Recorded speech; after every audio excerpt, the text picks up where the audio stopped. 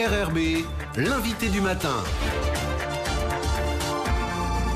Bonjour Elisabeth Noir. Bonjour Nicolas. Au lendemain de l'adoption du changement de contrôle de Valais NC par les élus de la province Sud, vous recevez la présidente de l'Assemblée. Sonia Baquez, bonjour. Bonjour. Merci d'avoir accepté notre invitation au lendemain, effectivement, de la validation par l'Assemblée du changement de contrôle de l'usine du Sud. Alors, tout le monde l'a dit, mais c'est vrai que c'est un changement d'ambiance exceptionnel. Pendant des semaines, la tension a été extrême autour de ce dossier. Est-ce que vous aviez imaginé un instant que l'Assemblée de la province Sud se déroulerait de cette manière, dans une telle unanimité ? Sincèrement, non. J'ai pas. C'est vrai que quand on se projetait il y a quelques semaines, il y a quelques mois sur ce dossier-là, on imaginait un vote beaucoup plus tendu. Cette unanimité, c'est aussi le résultat des efforts qui ont été faits par les uns et par les autres pour essayer de trouver une solution. C'est vrai qu'on est rentré dans ces discussions avec la volonté à tout prix d'aboutir, et c'est ce qu'on a fait. Et le résultat du vote d'hier, c'est le reflet des efforts que les uns et les autres ont fait. Alors c'est la validation, la traduction de cet accord politique, hein, c'est ainsi qu'on l'a appelé, du 4 mars. Comment est-ce qu'il a été trouvé ? Dans un accord, chacun fait des concessions, des compromis ? Oui, alors on a essayé de pas jouer les marchands de tapis dans cette négociation en disant tu me donnes ça, je te donne ça, mais d'essayer de réfléchir en fait, et d'écouter et d'entendre les aspirations des uns et des autres. Et c'est vrai que du coup on est sorti de nos postures habituelles et de nos débats habituels, et on est sorti de la question du pourcentage d'actionnariat, etc., en essayant de réfléchir au fondement de nos conflits depuis des décennies sur le nickel. Et le fondement, c'est quoi ? C'est trois aspects qui ont fait les différents conflits. C'est la maîtrise de la ressource, la valorisation de notre richesse et la préservation de l'environnement. C'est de dire, on a un sous-sol qui est extrêmement riche, et comment on le valorise, comment on fait qu'il en reste quelque chose pour les générations futures. Et dès l'instant où on est sorti des problématiques habituelles et où on a posé ça, eh bien, on a essayé d'apporter des solutions à ça, et on l'a fait dans le cadre de cet accord politique. Qui font consensus aussi bien entre les loyalistes, le FLNKS, les collectifs qui se sont montés autour de ce dossier. Vous avez trouvé des réponses sur ces 3 points sur lesquels tout le monde s'accorde. Oui, c'est ça. On a effectivement trouvé des réponses à ces 3 points qui ont fait que toutes les revendications, entre guillemets, ont trouvé des réponses. Et sans finalement que les Calédoniens se sentent lésés, ou sans qu'ils aient... Je crois que ce qui est important, c'est surtout, à la fin, tout le monde n'est pas en train de regarder « Ah bah tiens, mais t'as lâché ça, l'autre a lâché ça ». Non, finalement, on a construit un nouveau modèle minier du Sud calédonien. On a construit quelque chose de nouveau qui va finalement laisser quelque chose pour les générations futures, et je pense que tout le monde peut être fier de ça, quel que soit le camp dans lequel il était. Et l'État dans tout ça, certains hier, dans leur prise de parole, ont souligné l'absence de l'État dans le montage. Il est présent ou non ? Il vous a accompagné dans la recherche de cet accord ? Alors l'État, il met 60 milliards, ce qui est quand même pas rien en termes d'accompagnement, mais cet accord, on l'a passé entre Calédoniens. Et je pense que c'est aussi une preuve de maturité de notre part, c'est-à-dire que ça fait des années et des années que à chaque fois qu'il y a un problème entre nous, on fait appel à l'arbitre État. Et je suis pas sûre que dans le modèle qu'on veut créer pour la Nouvelle-Calédonie, c'est de ce rôle-là dont on ait besoin de l'État. Je crois pas qu'il faille qu'on aille chercher l'État comme arbitre à chaque fois qu'on a un désaccord, mais je crois qu'il faut qu'on fasse l'effort, parce qu'on est mature, d'essayer de trouver des solutions calédoniennes ensemble, et que l'État soit là pour nous aider sur ce dont on a besoin. Et c'est exactement ce qui s'est passé sur l'usine du Sud, c'est-à-dire que c'est pas eux qui ont trouvé la solution, c'est pas l'État qui a trouvé la solution, c'est nous, ici, qui avons trouvé la solution. Et l'État met, je le répète, 60 milliards, et donc nous accompagne dans cette session. Il accompagne. Il y a plusieurs originalités dans cette reprise, notamment la constitution du capital. Les intérêts calédoniens sont représentés à hauteur de 51%, non diluables, on l'a dit. C'est pas seulement des intérêts publics, c'est aussi un petit peu l'originalité, quoi. Oui, c'est-à-dire que c'est vrai que le débat depuis des années et des années, c'est que le modèle du Nord, qui est soutenu par Calédonie Ensemble, c'était de dire la collectivité publique doit prendre 51% dans une entreprise, dans une industrie de ce type, et c'est comme ça qu'on va gagner de l'argent. Bon, j'ai pas envie de dire il y a un bon modèle, il n'y a pas un bon modèle. Moi, je considère que c'est pas au public de diriger ce type de boîte. Ce sont des entreprises, il y a 3000 emplois, c'est un métier, etc. Et je considère que la collectivité publique n'a pas à avoir 51%. C'est un choix, il y en a d'autres qui... Et je respecte le fait que le Nord ait fait un autre choix. Mais on s'est posé la question de savoir comment on pouvait finalement maintenir... aller dans le sens de la maîtrise de la ressource, parce que c'était ça, en fait, la volonté. Dans la volonté d'avoir 51%, la volonté, c'était de maîtriser notre ressource, de maîtriser notre sous-sol. Et en fait, c'est pour ça qu'on a proposé ce système avec les titres miniers, où finalement, tout simplement, le sous-sol nous revient et on va le louer à l'exploitant. Ce qui permet, sans que la collectivité publique ait la majorité, d'avoir la maîtrise de notre ressource et en plus de régler un autre souci qu'on a depuis des années et des années dans les différents modèles qui ont été construits, que ce soit celui de l'usine du Nord, que ce soit sur la SLN, c'est que finalement il y a jamais d'argent qui revient dans les collectivités dans cette histoire. C'est-à-dire qu'en fait tous les montages qu'on a faits, on se retrouve à... Alors c'est très bien pour la Calédonie parce que ça crée des emplois, parce que ce sont des investissements, etc. Mais au final, quand on prend un peu de recul et qu'on regarde, on a appauvri le sol calédonien puisqu'on a extrait du nickel et des tonnes de nickel. Et puis, qu'est-ce qui reste pour les générations futures ? Rien. Il y a des salaires, il y a tout ça, mais ça, c'est du quotidien. Et donc, l'idée, c'est de dire, finalement, en louant notre sous-sol, on va laisser quelque chose. On va construire dans un fonds pour les générations futures, on va construire des choses, on va construire des filières d'avenir qui vont faire que quand on aura complètement vidé notre sous-sol, il restera quelque chose pour les générations futures. Cette location, entre guillemets, on parle d'amodiation, ça rapporte combien ? C'est vraiment un apport financier important pour la collectivité ? Oui, alors c'est plusieurs centaines de millions. L'idée, c'est qu'il puisse y avoir 3 parties en fait dans cette location. Pour faire très simple, on a une partie qui est liée au nombre de tonnes qu'on extrait, de tonnes de minerais qu'on extrait.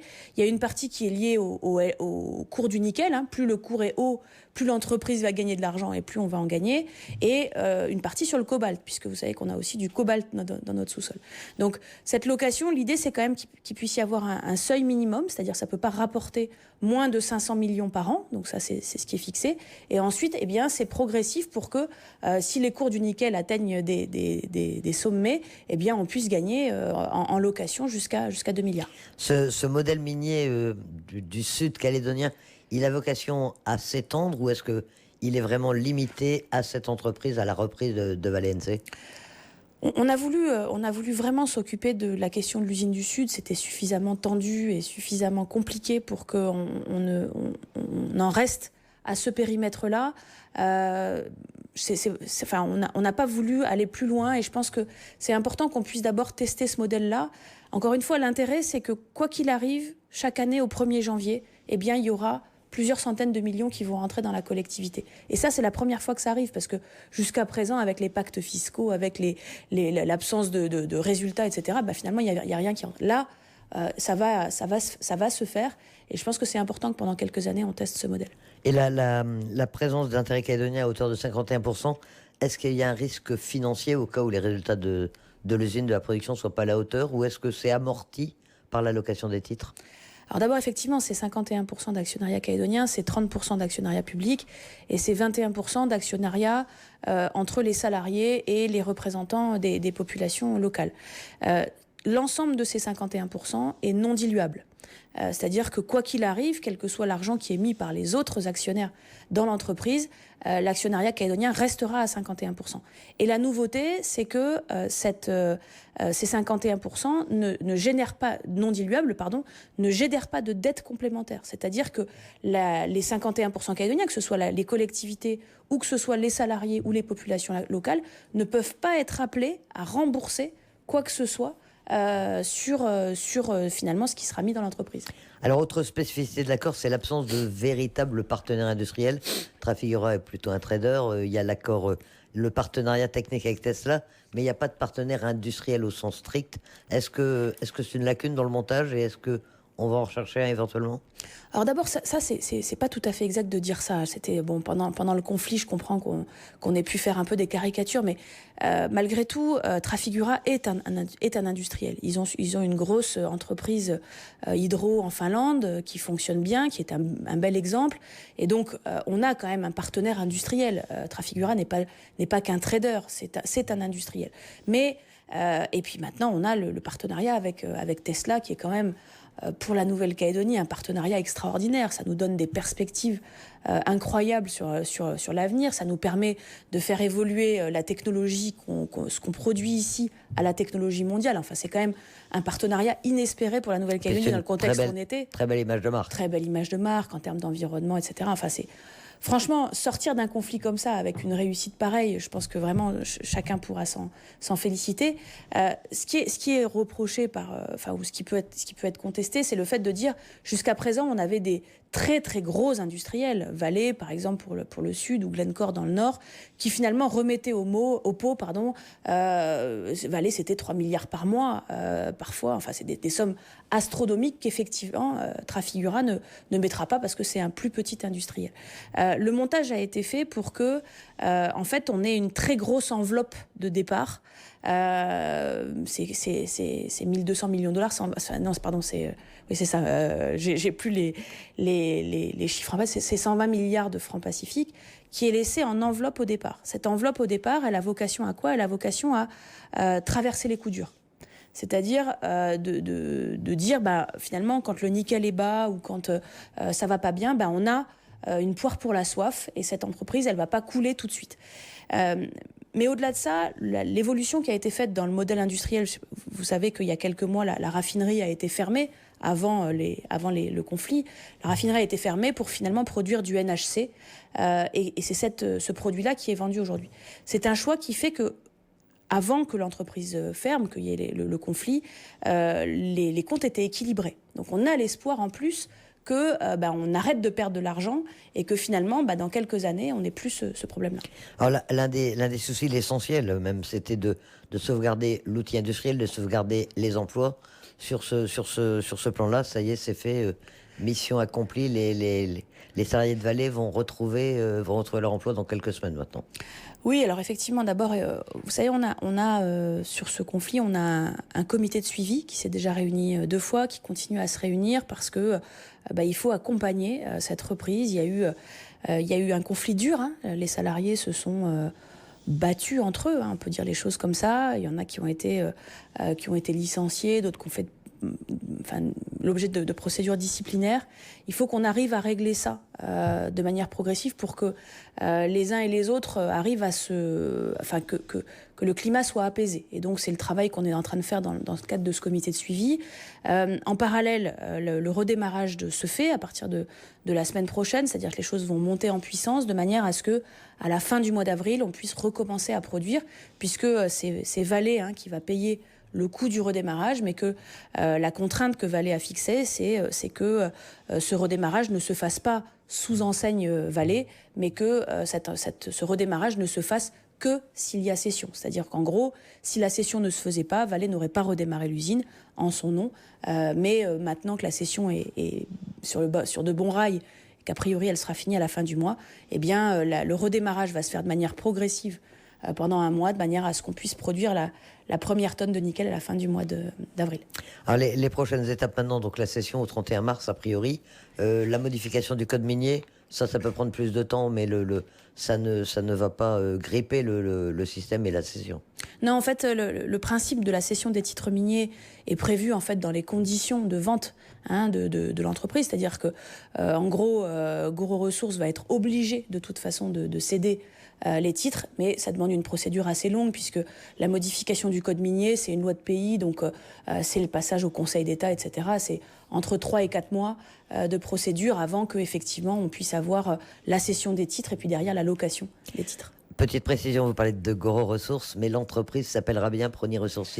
Oui, en fait, c'est du détail, mais Prony Resources, c'est le nom effectivement légal de l'entreprise, tout simplement parce que ce nom-là pouvait pas être changé puisqu'il est dans la loi nationale, puisque c'est sur ce nom-là en fait que l'État a donné sa garantie, donc on ne pouvait pas changer le nom officiel de l'entreprise, mais le nom commercial, le nom d'enseigne, c'est Goro Ressources. Alors on parlait au début de ce climat qui avait présidé à cet accord. Est-ce que ça peut avoir, et on l'a entendu aussi hier dans l'hémicycle de la Province Sud, est-ce que ça peut avoir des conséquences sur l'avenir institutionnel, sur la manière dont les Calédoniens peuvent travailler ensemble aujourd'hui ? Alors, ça a été dit par le président du groupe FLNKS hier dans sa déclaration de vote. puisqu'il a dit qu'effectivement, il croyait que la méthode qui a été employée dans cette discussion, dans cette négociation, peut faire des petits, qu'on peut effectivement envisager les questions, d'aborder des questions d'avenir de la Nouvelle-Calédonie dans ce même esprit. Cet esprit, ça a été de considérer d'abord, d'écouter encore une fois, et d'essayer de comprendre les aspirations de l'autre. Quand on s'est mis autour de la table, on s'est tous dit qu'on n'avait pas le droit d'échouer, en fait. On n'avait pas le droit de faire que cette usine ferme, on n'avait pas le droit d'échouer. Et je pense que ce qu'on a fait là, la construction de ce nouveau modèle minier, ça laisse l'espoir qu'on soit capable de construire quelque chose pour l'avenir de la Nouvelle-Calédonie dans ces conditions-là. Sonia Backes, présidente de la Province Sud, merci d'accepter notre invitation.